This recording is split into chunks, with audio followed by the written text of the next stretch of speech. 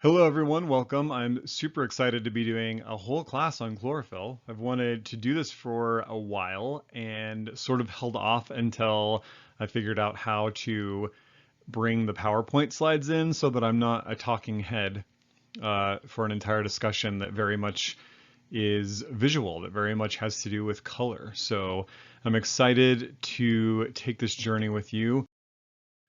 We will be exploring, in brief, the inner alchemy of plants in the form of chlorophyll, what chlorophyll is, what are some of the mysteries of chlorophyll as I work with it as a substance, how we can bring chlorophyll into our plant spirit work in magic and ritual and meditation. And then I'm going to share some extra fun stuff with you at the end. So let's get started. I have a very cursory biological understanding of chlorophyll. I only know what I know, so I'm going to keep it very simple. I don't want to go further than what I actually understand. I'm sure there's some folks out there who really get the nuances of chlorophyll and the intricacies. And so if there's any points that you want to add to this or share, use the comments below. Let us know what you think. So chlorophyll is a green pigment that's found in the chloroplast cells of most plants. That's what's showing on the slide here. The pigment allows plants to absorb energy from light, mostly in the blue and red spectrum. So the reason that chlorophyll appears green to us is that green is not being fully absorbed by the chloroplast cells and it's reflecting. And so that's what we actually see. The rest of the spectrum, again, especially those red-blue rays, are being eaten up by the chloroplast cells. They love it. They are vital for photosynthesis, which is a plant's ability to turn light into food and energy. It's part of their mystery, part of their inner alchemy. The three primary functions of chlorophyll, first and foremost, that they absorb light. They have the ability, the chlorophyll pigment has the ability to absorb photons, absorb light from the sun, from growing lamps in a greenhouse, from lights inside of an office, it doesn't matter. They are able to transfer light energy to the appropriate part of the photosystem. So they take that photon energy that they absorb from light and then move it to the appropriate place.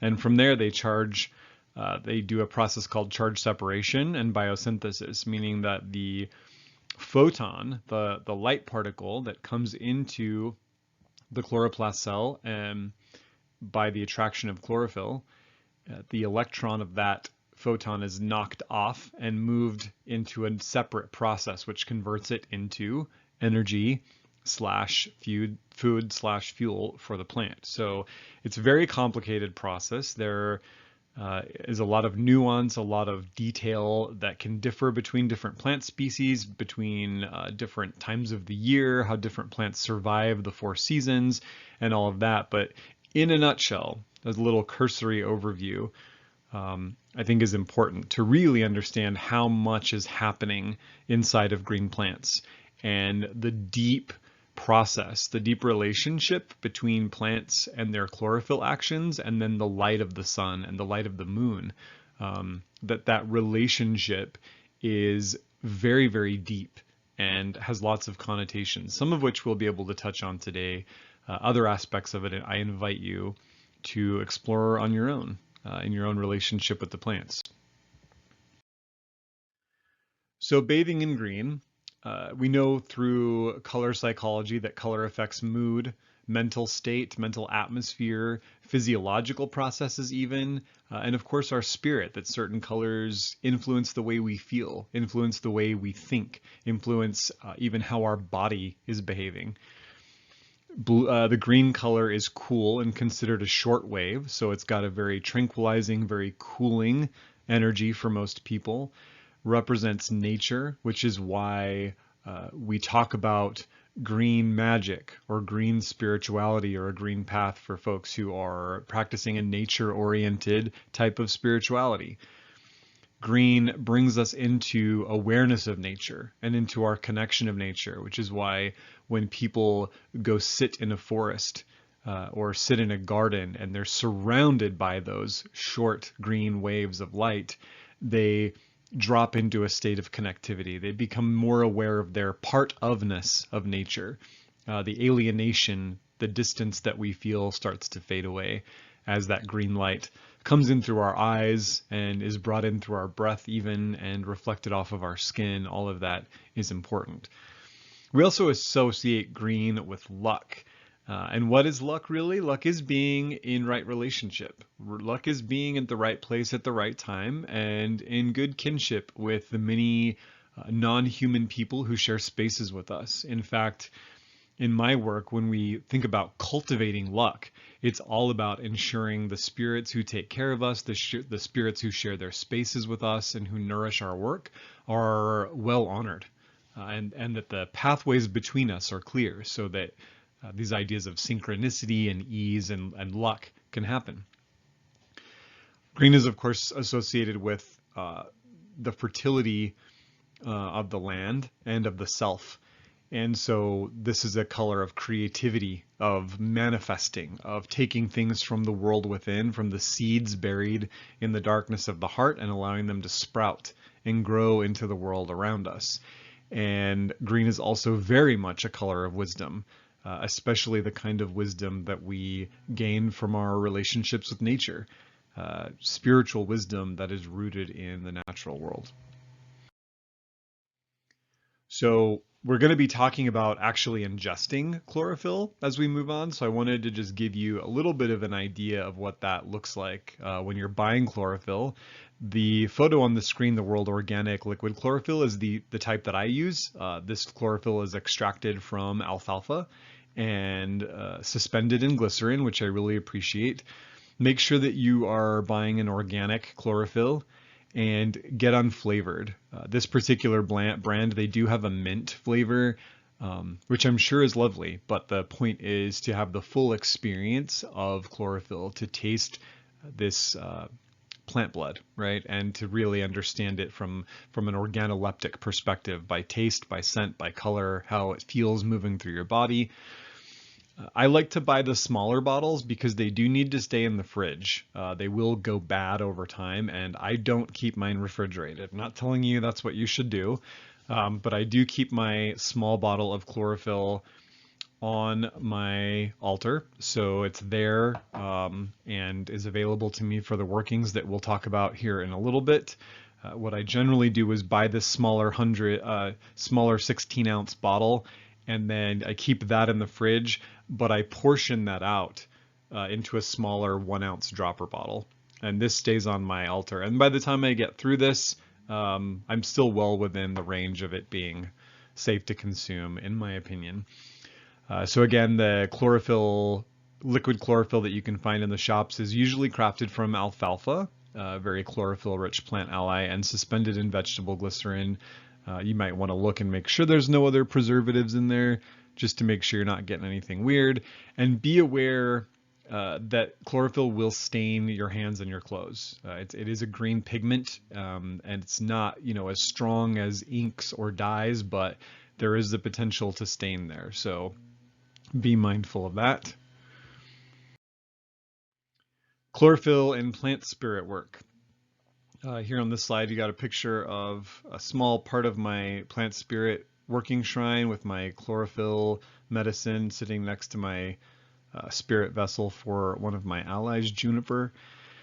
So I like to work with chlorophyll as a sacrament of the plant spirits, as a way to bring the color green into my body, to bring the alchemy of the plants, their ability to capture light and transform it into force, into vital force, into my being, so that I can then have that pulsing through my veins, coursing through my entire being.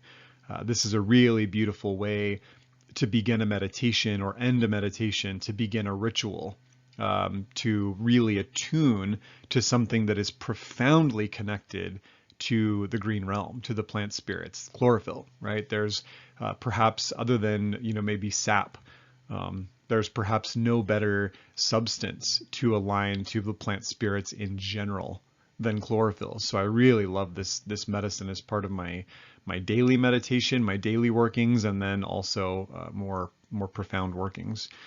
So I also work with chlorophyll in rituals of blessings and initiations, again, to call in the blessings of the plant spirits all, not necessarily working with a specific ally because we might use medicine made from them in that case, but rather chlorophyll as a vessel for the mysteries of the plants as a whole, the entirety of the green realm, the entirety of that primordial forest. The chlorophyll can be used absolutely in green magic. Lots of different ways to do that, which we'll talk about here as we go on. And I really do feel like having chlorophyll medicine part of your daily helps create those deep plant spirit connections. And the green mantle is this idea that when we surround ourselves with the color green, we start to create those mental, physiological, and spiritual adjustments that attune us deeper to plant spirit work. So we'll end with a little bit more of a discussion on that. So let's break all those things down. Sacrament, a way to acknowledge and honor the blessings of the plant spirits in a ritual context by taking in a deep part of their inner alchemy through the medium of a chlorophyll product. Again, a great way to begin or end a ritual. Blessings and initiations, invoke the blessings of the plant spirits to yourself or to others. Specific asks or general green blessings can be worked with as part of initiation rituals. Really lovely, magical, sacred substance to bring into all of your workings. For magic, chlorophyll is a magical substance in and of itself and should be treated as such. This is why I keep mine dressed or wrapped and kept on my shrine. It's given a place of honor. You can draw in transformation from a magical working, again, by taking the chlorophyll into your body, kind of sets and seals the work done. The chlorophyll can be used as a sacred ink to write on parchment or to draw as a dye or stain for magical items, and worked with as a ritual skin marking, which I've done many times and find very, very powerful. For our plant spirit connections, we can work with chlorophyll to connect with specific plants, but I find that chlorophyll brings a connection to the plant spirits in general. It's a really lovely way to attune to the green realm as a whole. Helps by adjusting the physical and energetic body to align more to the ways of the green arts, the more to the ways of plant spirit work, and can help to resolve blockages or disconnections in the work. When we find that the light within is not circulating, that our own kind of unique chlorophyll process, our own relationship with vital force and the way we take in vital force from the plants, right? The plants absorb from the sun and then we eat the plants. That sometimes that flow of energy can be blocked or stagnated or cut off, disconnected.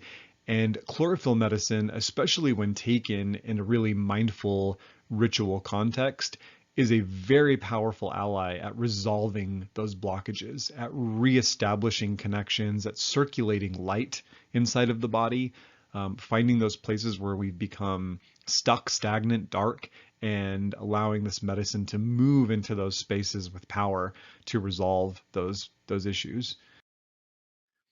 And then last but not least here, the idea of the green mantle, that by surrounding ourselves with the color green, we are attuning ourselves to the ways of the green realm. And it seems very simple and a little bit novel, and maybe it is, but it's also incredibly effective. And it's something that many plant spirit traditions across the world have done time and time again, from the wearing of green, the sitting in green places to bathe in the color, to even dressing some of our blessed dead in verdigris copper to create a green stain on the skin, a symbol of rebirth after death. So many ways to work with the green mantle: by taking chlorophyll into the body to circulate that green light within, by visualizing or imagining yourself surrounded by different waves and different shades of green, just as you walk through the world, to carry that aura of greenness. And then, of course, to wrap yourself up in green with a green cloak or green clothing can be really beautiful. Something that I do in ritual. I have a green wrap that I use in all of my meditations and rituals to just sort of insulate and surround myself with that protective, powerful color of green. And then, of course, getting out into nature, go out and explore, spend time in places that are lush and green and vibrant, breathing that in, soaking it in through your skin, exhaling your blessings and gratitude towards that greenness, and really letting that powerful green color wash through your experiences. So hopefully some good introduction for you on the beginning mysteries of chlorophyll. There are layers and layers to this, but this is where I wanted to begin, and hopefully some good invitations and inspirations for how you can work with chlorophyll for yourself. Keep in mind, I've got a book out. We've got some chlorophyll discussions there. Spiritual Herbalism is available worldwide. For deeper courses, immersive courses, classes, community forums, mentorships, monthly plant spirit journeys, come hang out with us in the Grove. I've got a link down in the video details that you can click on and come see what we're up to if plant spirit work is your calling. So thanks for going on the green journey with me. I'll see you next time.